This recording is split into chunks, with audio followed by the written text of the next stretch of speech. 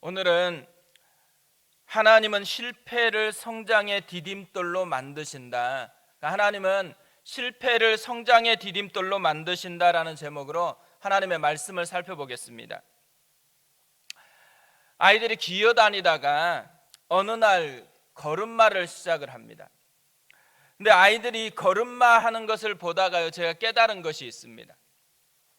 아이들이 넘어졌다고 그것을 실패라고 말하지 않는 것입니다.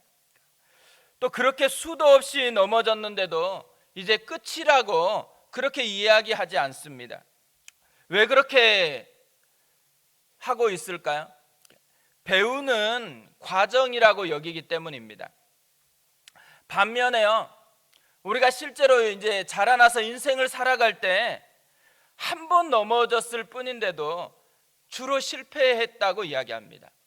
또 몇 번 넘어지면 어떻게 돼요? 자주 그걸 반복해서 넘어지면 이제는 끝이라고 그렇게 말하는 사람이 참 많습니다. 그러니까 넘어짐이 없으면 되게 좋겠지만 넘어졌다가 일어서는 것이 인생입니다. 인생에서 넘어지면 아프잖아요. 근데 그것이 꼭 인생의 걸림돌은 아닙니다. 오히려 디딤돌이 될 때가 참 많이 있습니다. 오스왈드 챔버스도요, 주님은 나의 최고봉에서 이런 말을 했습니다. 실패를 불가피한 것으로 여기고 굴복하지 말라. 그것을 성공으로 이루는 디딤돌로 삼으라. 오늘 말씀을 살펴보면 이스라엘 백성들이 그것을 경험했다고 생각을 합니다. 지금 이스라엘 백성들은 16년 동안 성전 건축 공사가 중단된 채로 남아 있었습니다. 그러니까 하나님의 꿈을 꾸고 왔는데 넘어진 것입니다. 하지만 이 넘어진 것이 완전한 실패거나 끝은 아니었습니다. 오히려 그 실패가 이들을 더 성장시키는 디딤돌 역할을 했다라는 것입니다. 오늘 말씀을 살펴보면 이것을 우리에게 보여주고 있다고 생각을 합니다. 6절을 보세요. 오늘 말씀의 배경을 이렇게 설명합니다. 유브라데 강 건너편 총독 다뜨네와 스달보스네와 그들의 동관인 유브라데 강 건너편 아비삭 사람이 다리오 왕에게 올린 글의 초본은 이러하니라. 오늘 말씀은 그 땅에 총독이 다리오 왕에게 보낸 공적인 문서입니다. 이 공문서를 묵상해 보면요, 16년 동안의 실패가 이스라엘 백성에게 어떤 영향을 끼쳤는지를 우리가 살펴볼 수가 있습니다. 이스라엘 백성들이요, 이 16년 동안에 깊이 성장해가는 기회가 되었다라는 것입니다.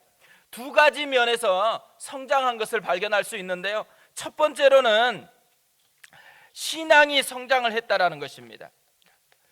오늘 이 공적인 문서인데 눈에 띄는 특징이 있어요. 하나님에 대한 표현이 굉장히 많다라는 것입니다.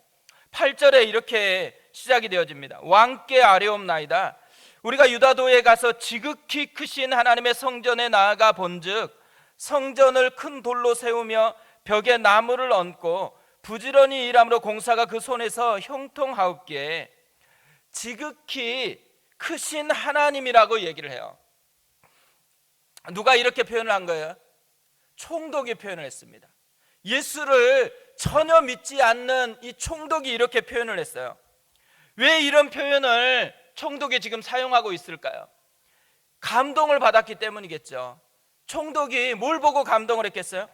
이스라엘 백성들을 보고 감동을 한 것입니다. 이스라엘 백성들이 어떤 모습을 보고 감동을 받았을까요? 이스라엘 백성의 삶의 모습을 보고 감동을 했어요. 8절 후반절에 이렇게 이야기를 합니다.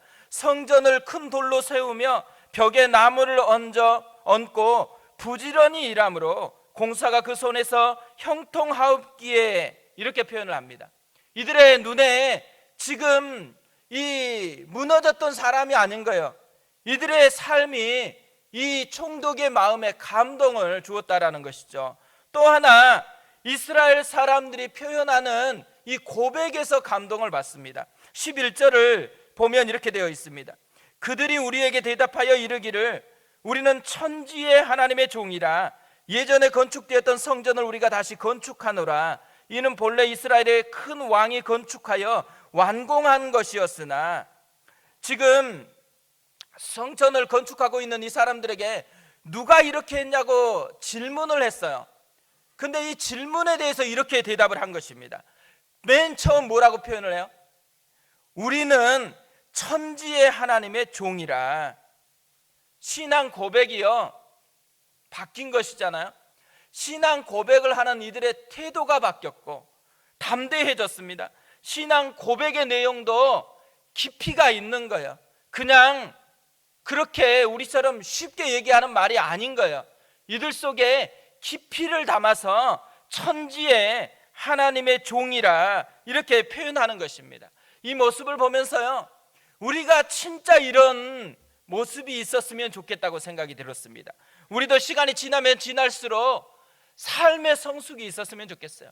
우리의 삶을 보면서 감동을 받고 또 우리의 신앙 고백의 성숙이 있었으면 좋겠어요. 하나님을 아는 깊이가 있으니까 우리의 고백이 바뀌어서 그 고백 때문에 사람들이 감동을 받는 그런 은혜가 있으면 참 좋겠다라는 생각이 들었습니다. 또 하나 이들의 신앙의 성숙된 모습을 보여주는 게 있습니다. 12절에 이렇게 되어 있습니다. 우리 조상들이 하늘에 계신 하나님을 노엽게 하였으므로 하나님이 그들을 갈대아 사람 바벨론 왕 느부갓네살의 손에 넘기심에 그가 이 성전을 헐며 이 백성을 사로잡아 바벨론으로 옮겼더니, 이들이 지금 포로가 된 거, 이들이 망한 이유가 뭐예요? 작전에 실패한 게 아니에요. 힘이 없어서가 아니에요. 하늘에 계신 하나님을 노엽게 해서 이들이 지금 망했다고 그렇게 표현을 하고 있습니다. 왜 이런 고백을 하고 있을까요? 이들의 마음에 뭔가가 생긴 거예요. 무슨 변화가 있는 거죠? 이들의 마음에 하나님을 두려워하는 마음이 생기고 있는 것입니다.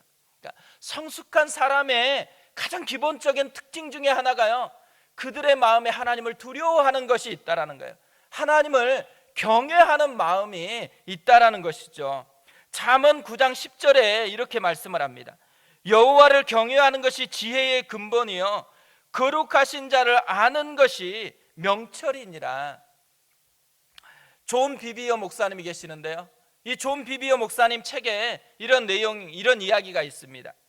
하루는 감옥에서 면회를 요청을 했습니다. 면회 요청한 사람이요, 1980년대 미국에서 가장 유명한 방송 사역자였습니다. 너무너무 유명했던 사람인데 간통죄와 사기죄로 감옥에 갇힌 거예요. 근데 이 사람이 감옥에서 이 존 비비어 목사님의 책을 읽고 감동을 받아가지고 한번 만나고 싶었던 것입니다. 이 존 비비어 목사님이요, 이분을 만나면 꼭 묻고 싶은 것이 있었습니다. 어쩌다가 그 열정이 식어져 버렸는지, 어쩌다가 그 열정을 잃어버렸는지 진짜 묻고 싶었던 거예요. 그래서 만나서 이야기를 나누다가 진짜 이 질문을 했어요. 당신은 언제 예수님에 대한 사랑을 잃어버렸나요? 어느 시점에서였죠? 근데 진짜 의외의 대답이 돌아왔습니다. 그런 적이 없어요. 너무 기가 막혀가지고요, 다시 질문을 했어요. 무슨 뜻입니까? 당신은 간통죄를 범했어요. 사기죄도 저질렀고요. 그래서 감옥에 오지 않았습니까? 어떻게 예수님에 대한 사랑을 잃지 않았다고 말할 수가 있죠? 그런데 이분이 눈을 똑바로 쳐다보면서요, 망설임이 없이 이렇게 대답을 했습니다. 존, 나는 그 일을 겪는 동안 늘 예수님을 사랑했었어. 그러나 그분을 두려워하지 않았습니다. 몇 분 후에요, 다시 이 사람이 이렇게 이야기를 했어요. 존, 저와 같은 사람들이 수없이 많습니다. 그들은 예수님을 사랑하지만 하나님을 두려워하지 않습니다. 우리는 어떻게 살아가고 있을까요? 우리 마음속에도 그렇잖아요. 사랑한다고 고백해요. 그렇지만 두려워하지 않아요. 그래서 안 바뀌어요. 그래서 옛적인 죄를 그대로 그냥 죄를 끌고 가면서도 마음속에서는 예수를 사랑한다라고 그렇게 얘기하는 사람이 너무너무 많다라는 거예요. 그래서 어떻게 돼요? 그래서 감옥에 있다라는 거예요. 그래서 망했다라는 거예요. 그래서 무너졌다라는 거예요. 성숙하다라는 것은요, 사랑하면서 그 사랑이 만들어내는 거룩한 두려움을 갖는 것이라는 거죠. 두 번째로요, 이들이 성장한 게 있어요. 세상을 상대하는 지혜가 성장을 했습니다. 4장하고 오늘 5장의 공문서를 비교해 보면요, 이 차이를 우리가 구별할 수가 있습니다. 4장에서도요, 총독이나 백성들이 찾아와서 성전 건축에 대해서 물었거든요. 그러자 이렇게 이야기를 합니다. 3절에 보면 스룹바벨과 예수와와 기타 이스라엘 족장들이 이르되 우리 하나님의 성전을 건축하는데 너희는 우리와 상관이 없느니라.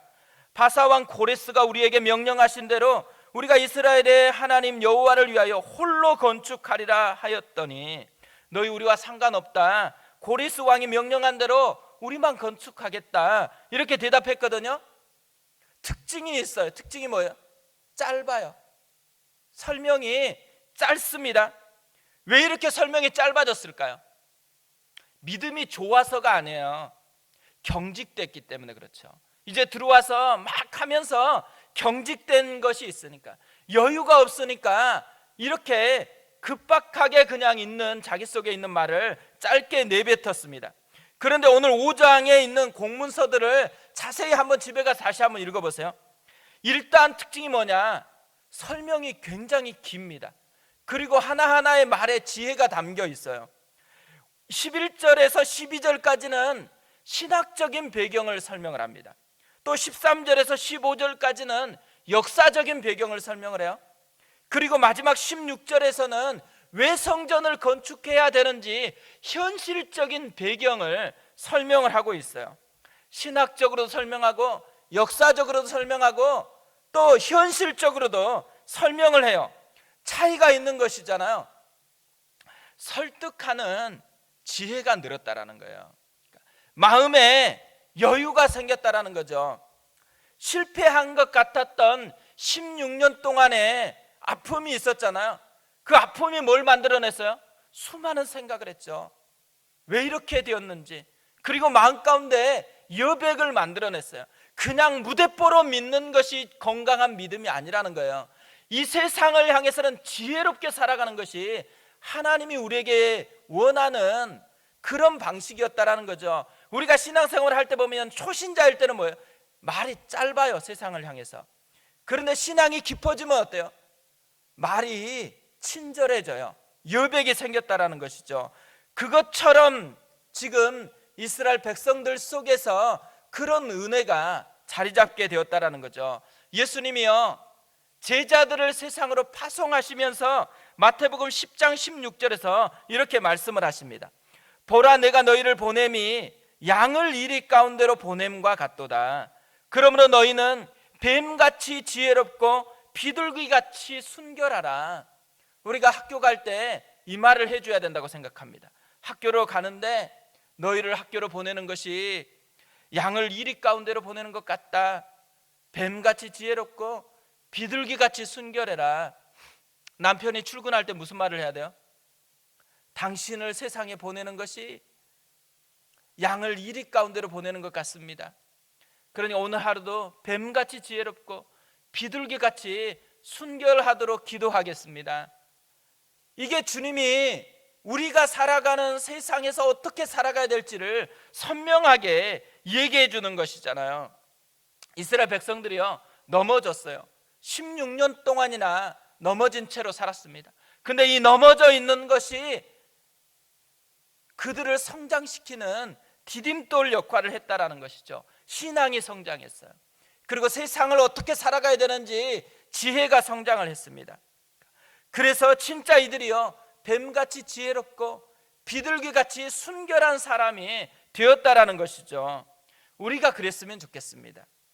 오늘 이 아침에 우리가 이들처럼 되기 위해서 우리도 한번 하나님 앞에 이 말씀을 붙잡고 기도했으면 좋겠습니다.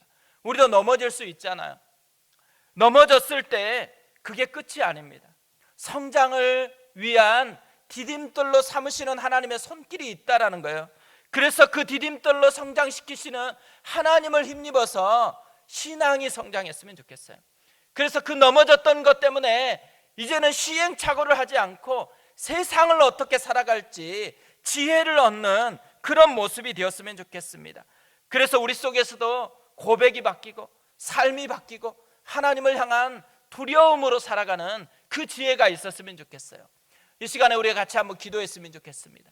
하나님, 우리가 진짜 그런 사람 되게 도와주시옵소서. 우리도 자꾸만 넘어집니다. 넘어진 것이 끝이라고 얘기하지 않고 넘어졌다고 실패했다고 말하지 않게 도와주십시오. 넘어진 것 속에서도 포기하지 않는 하나님의 손이 있습니다. 우리를 넘어진 것을 통해서 성장시키시는 하나님의 은혜가 있습니다. 하나님, 그 은혜 붙들고 우리도 더 깊이 하나님을 만나서 신앙이 성장해가는 그 은혜를 우리가 누리게 도와주시고 또 그 넘어진 것 때문에 배우게 해주십시오. 세상을 어떻게 살아가야 될지 배우는 지혜가 자라날 수 있도록, 그래서 뱀같이 지혜롭고 비둘기같이 순결한 그 사람 되어질 수 있도록 오늘 이 시간에 하나님 나를 만나주시고 내 영혼을 빚어주시고 함께하여 주시옵소서. 우리 같이 한번 기도하겠습니다.